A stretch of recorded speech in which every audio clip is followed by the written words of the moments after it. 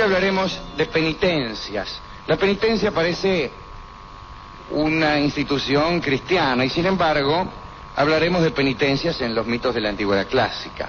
Vamos a citar una serie de episodios en los cuales los personajes tuvieron que someterse a castigos de cierta perdurabilidad para expiar sus faltas. En algunos casos la expiación era cosa imposible, incluso por el carácter eterno de la penitencia.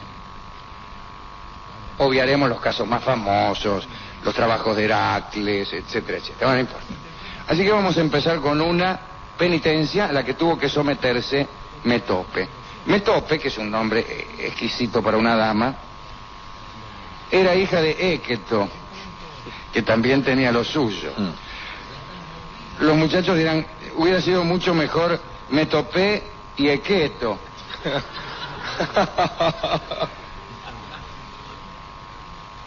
Bien, pero era Metope y Équeto, justamente para evitar que el colegio se convirtiera en una casa de tolerancia.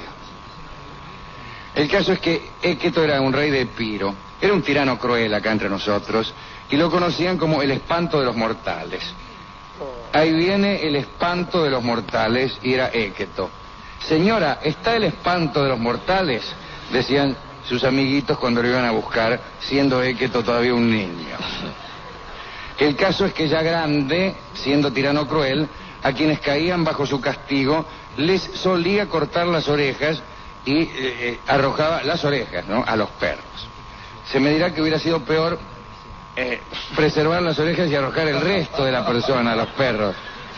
Pero esto es lo que hacía Équeto. Parece que Metope tenía un amante. Y Équeto, al enterarse, se enojó.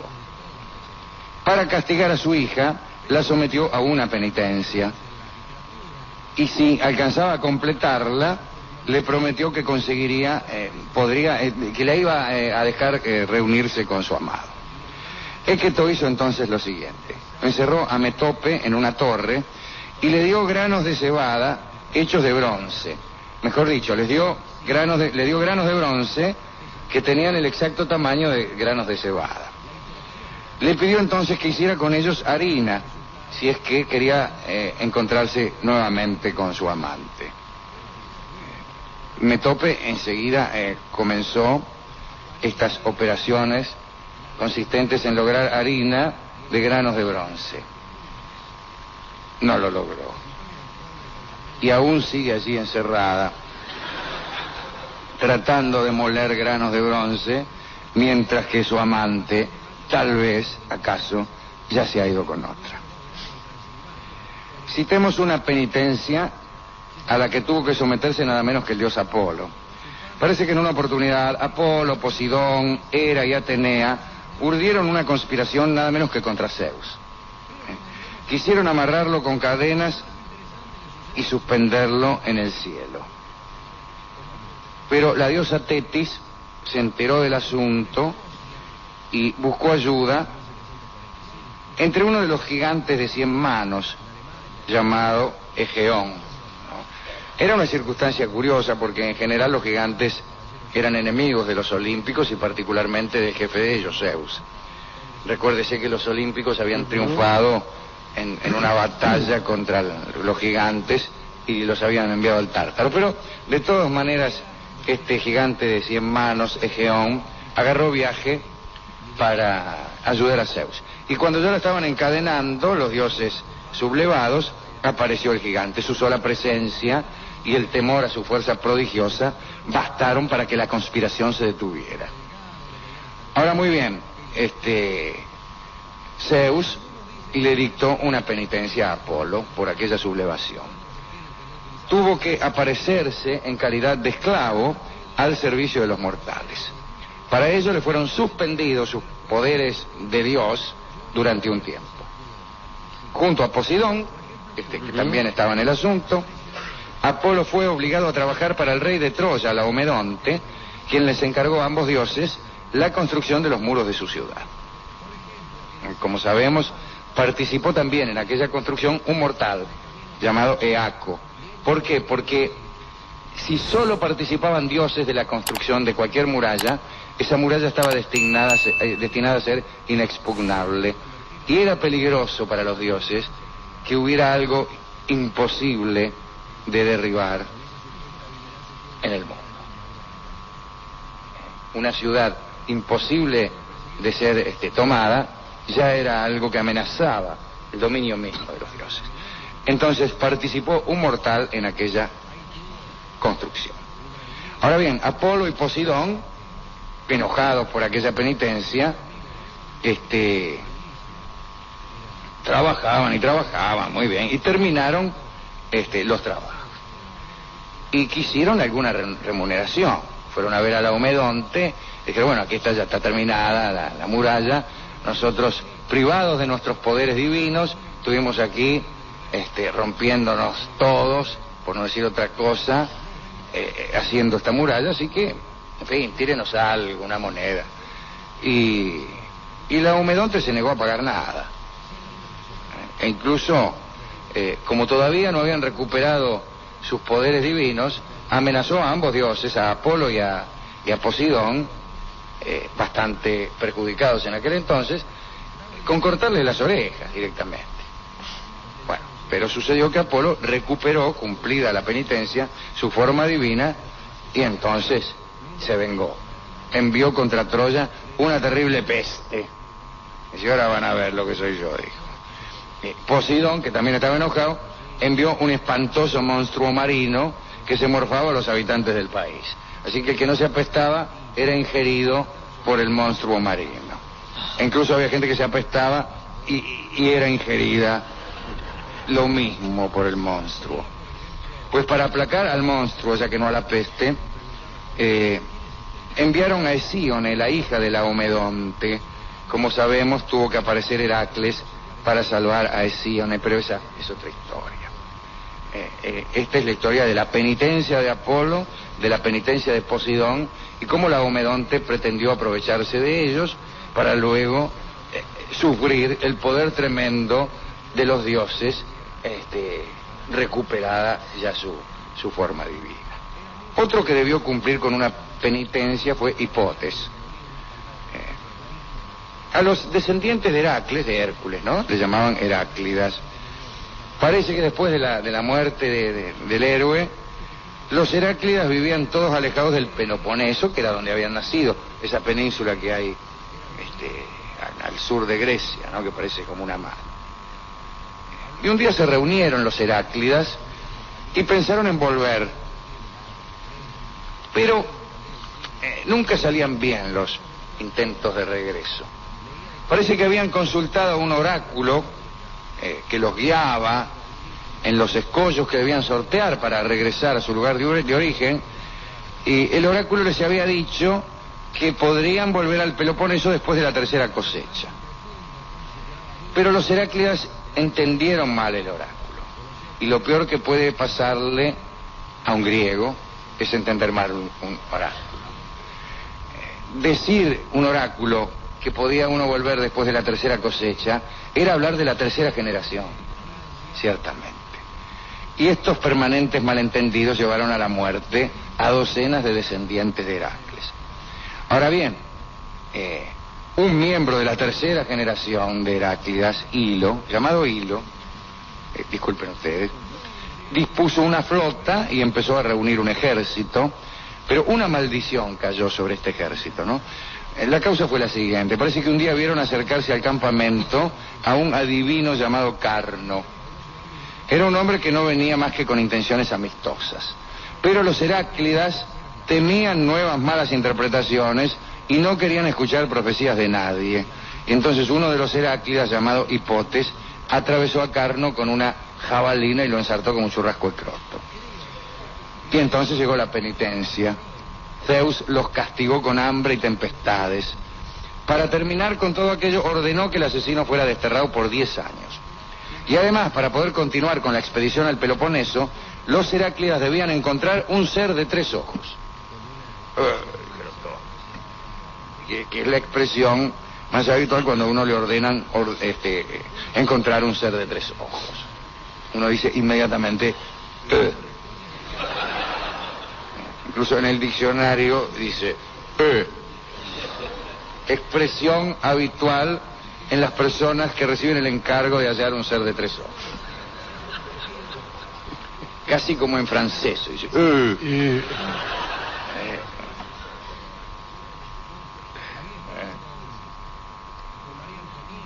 dijo el conde de Lagarde al marqués de la Fondue: Remigio, metele que se hace tarde.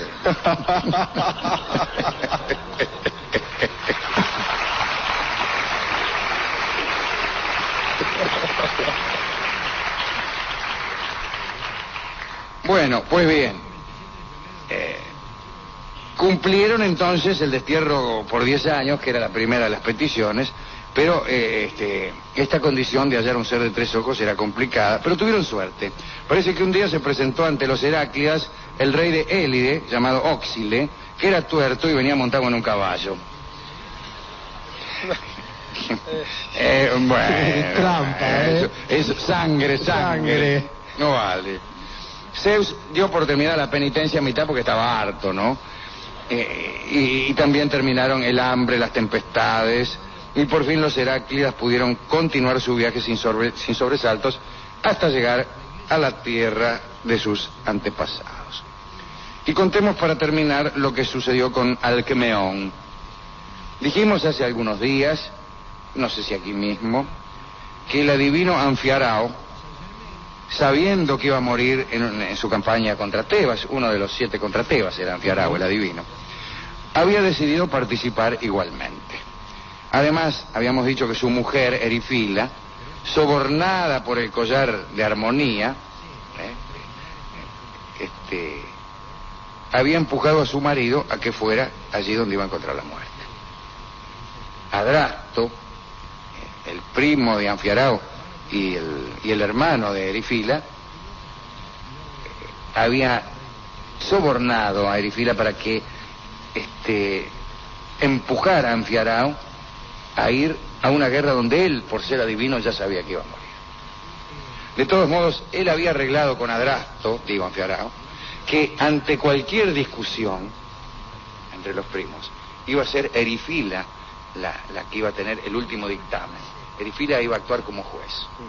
Y entonces discutieron Anfiarao y Adrasto. ¿Vamos a la guerra de Tebas? No, decía Anfiarao, que sabía que iba a morir. Pues bien, dijo Adrasto, yo digo que sí, y es Erifila como juez la que va a decidir. Y Erifila, a quien habían coimeado con el collar de armonía, dijo: anda a la guerra, Anfiarao. Y allá fue Anfiarao, sabiendo que iba a morir. Pues, antes de partir, el resignado Anfiarao, o el resignado Anfiarado, había pedido a sus hijos que para vengarlo mataran a Erifila, es decir, a la propia madre. Dijo: mira, yo me voy a la guerra, haceme un favor. Como venganza nomás, maten a mamá. Y además les había encargado, como después hicieron, que emprendieran luego otra expedición contra Tebas, que fue la de los epígonos. Pues uno de los hijos de Anfiarao y Erifila era Alcmeón, del cual hablaremos ahora. Alcmeón marchó contra Tebas después de la derrota de su papá y triunfó. Y luego, una noche, mató a su madre por cumplir con lo que el padre le había encargado. Sin embargo, los dioses, a pesar de que este era un encargo que cumplía Alcmeón, se espantaron igualmente y dieron penitencia a Alcmeón. Los dioses quisieron que, por más que lo intentara, aquel asesinato no pudiera ser expiado.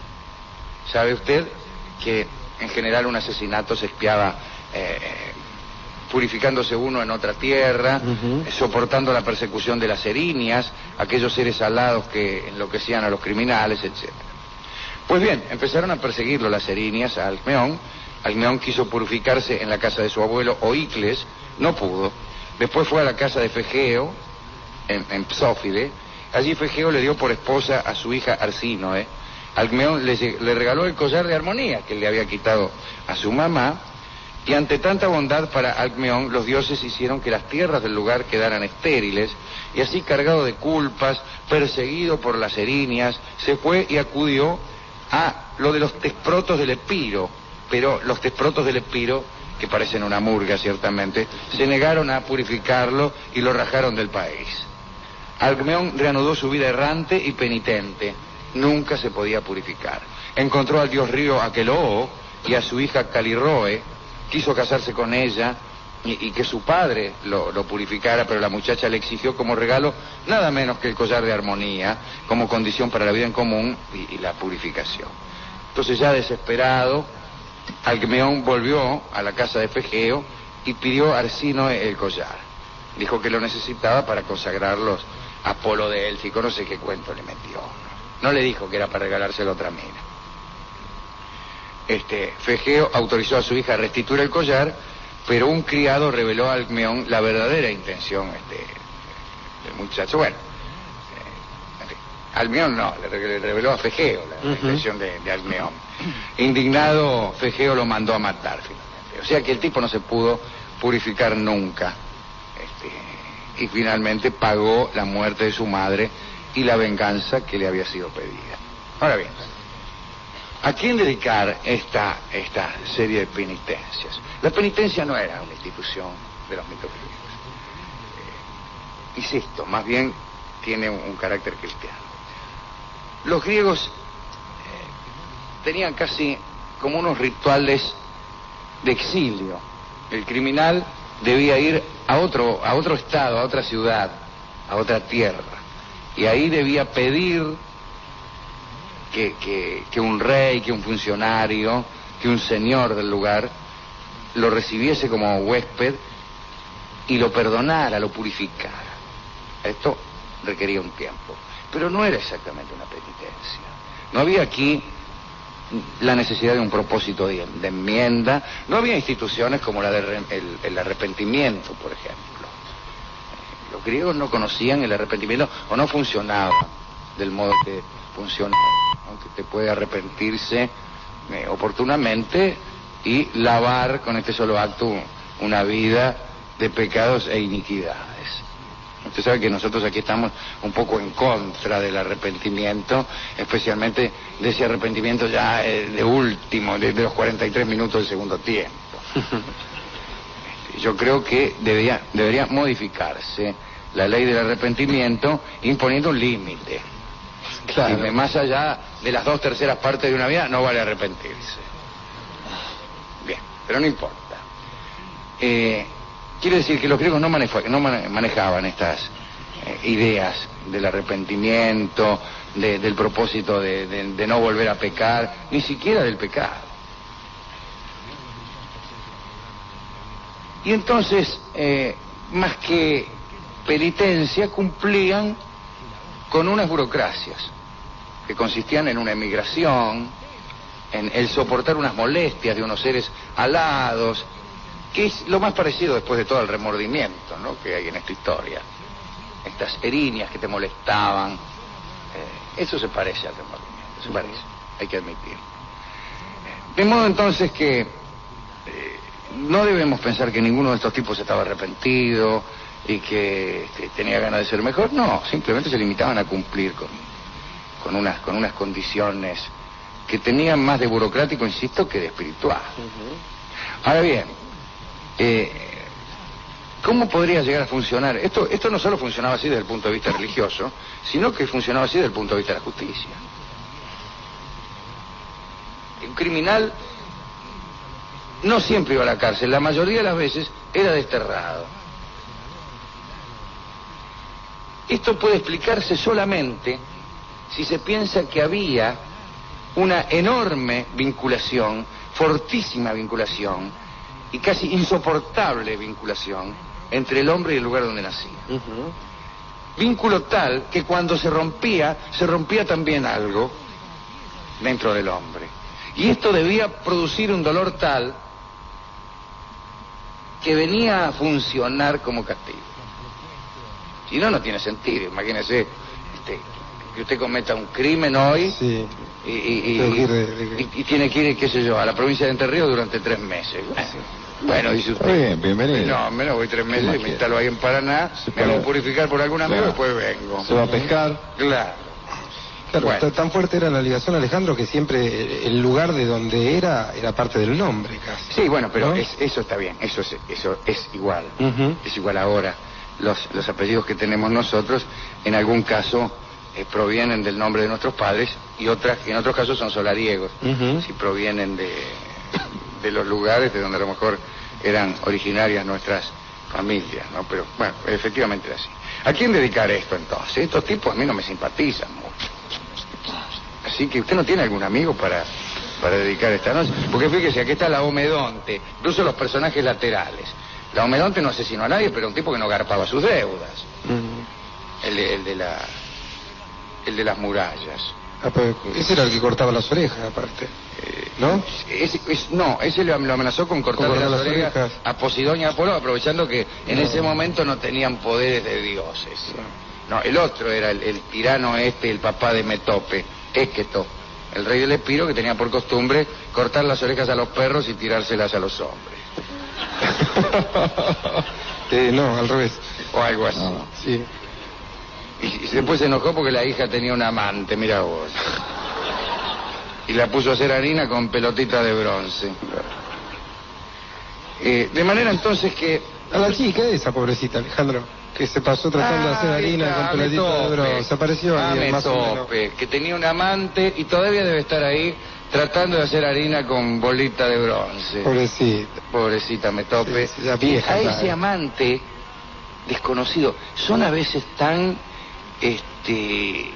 discretos los mitos griegos que ocultan el nombre de alguien. En este caso no sabemos quién era el amante de Metope. Pero entonces a ella y a su secreto amante, aquel que quizá, mientras ella todavía sigue frotando unas con otras las bolitas de bronce, se ha ido ya con otra mujer.